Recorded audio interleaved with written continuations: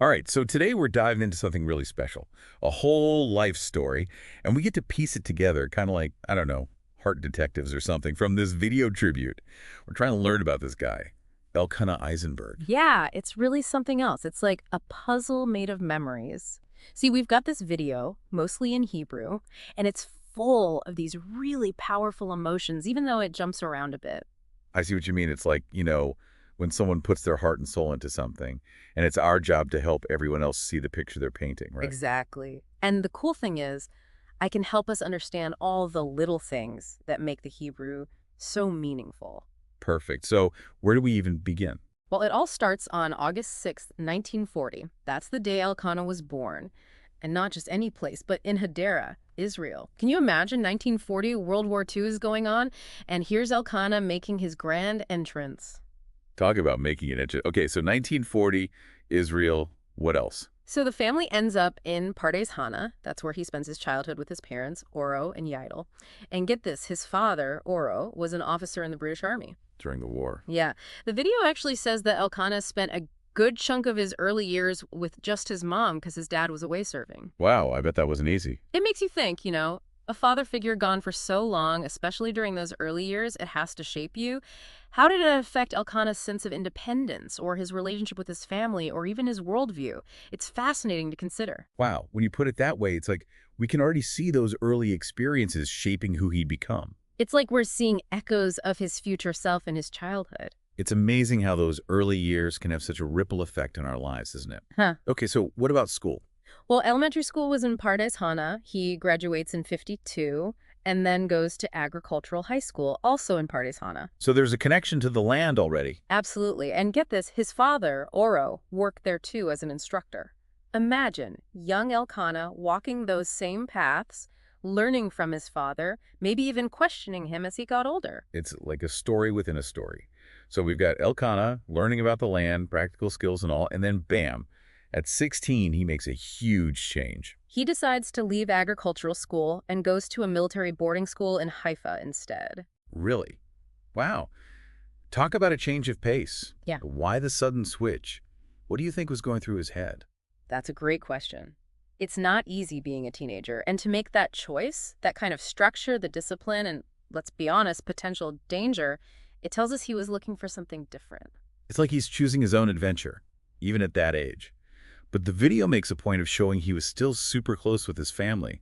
They even highlight how close he was to his grandparents, aunts, uncles, cousins, everyone. It seems like a contradiction, right? Wanting to forge his own path, but also being deeply tied to his family. But it actually reminds me of something you mentioned earlier, his love for dogs, even as a kid. Oh, you're right. They did show a lot of pictures of him with dogs. A love for dogs usually means you really value loyalty and companionship.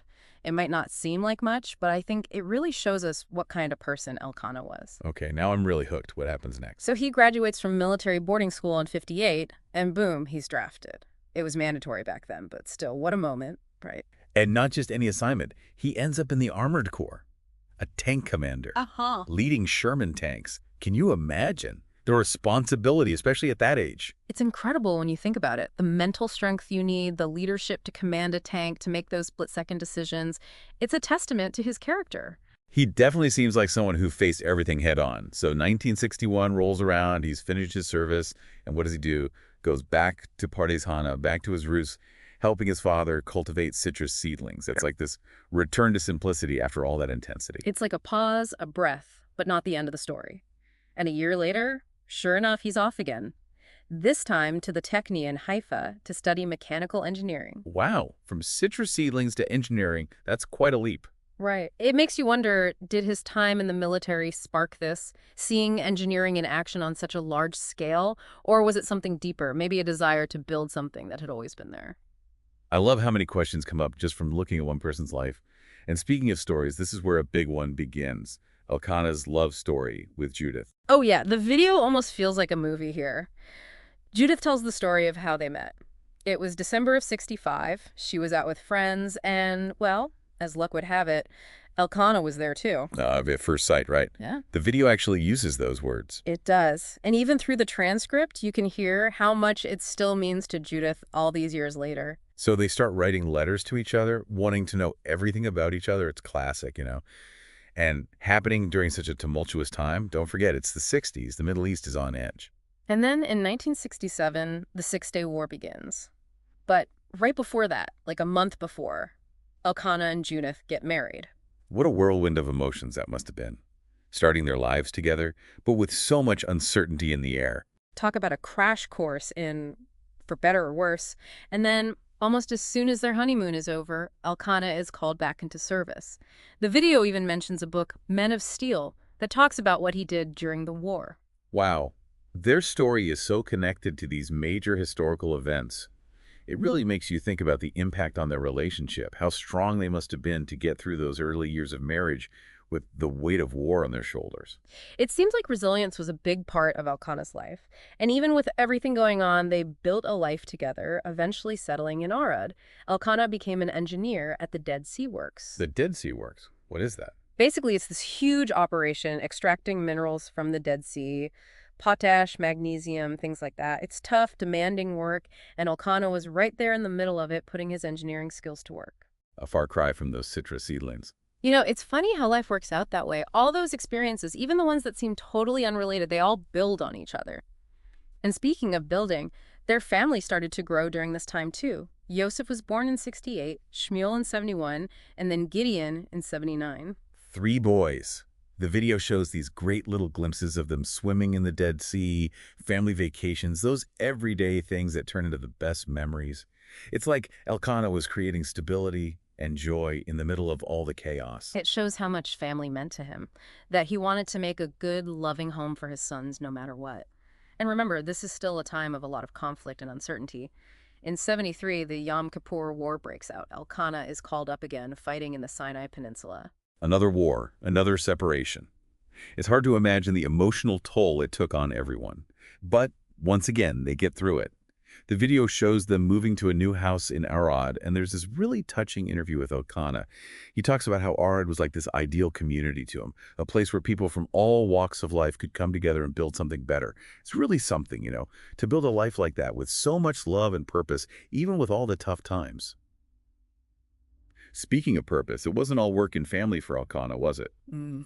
This next part is really cool, his passion for skiing. Yeah. The video just lights up when they talk about skiing. It mentions a trip to Davos. It's like it opened up a whole new world for Elkanah. Seriously. From engineer, dedicated family man to, king of the slopes. Do we get to see him in action? Oh, yeah, there's footage, and it's great. He's just gliding down, and not just that, he's sharing it with his sons. They even tell this funny story about him leading everyone in a sing-along on one of the trips. Oh, I can totally picture that. Yeah. It shows that fun-loving side of him, He wasn't all serious business all the time. It's like a good reminder, isn't it? Life can be tough, but we got to make room for joy, for adventure. Elkanah definitely got that. It just adds another layer to who he was, Strong, capable, but also playful, full of life. It makes you think about what people will remember about us, doesn't it? It's a big question, for sure. But I think Elkanah's story tells us that it's those small moments, the things we share with people, that really stick with them. So true.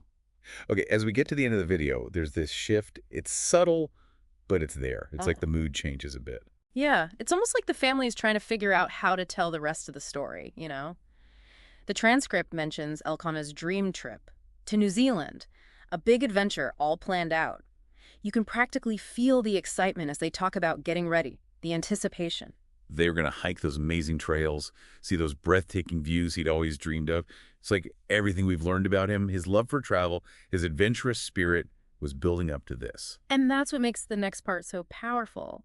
You can hear it in Judith's voice, even just reading the words, how emotional it still is for her to describe what happened, how suddenly, during the trip, Elkanah got sick. It's subtle, but you can feel how real that memory is, even after all these years. The video fades to photos then, smiles frozen in time. It's a reminder that life is precious, and sometimes it can change in an instant. It's like we've been on this amazing journey with Elkanah, and then, just as quickly as life can change, the journey ends. It's hard, there's no doubt about that. But it also makes you think about his life as a whole, a life full of love, commitment, and this constant search for joy. That's a powerful legacy, even without saying a word. That's beautifully put. It makes me think about how Elkanah wanted to make the world a better place. And in a way, by sharing his story, by letting us get to know him even though he's gone, his family is doing just that. They're reminding us about what's important, things like love, adventure, connecting with each other, and living a life that makes a difference. I couldn't agree more. We might only have had this glimpse into who Elkanah was, but we can all learn from him, find some inspiration, and carry those lessons with us. It really is a beautiful tribute. And to everyone listening, we hope this has meant something to you today. It's a reminder to cherish the people you love, try new things, and make each day count. Because in the end, it's those stories we create, the connections we make,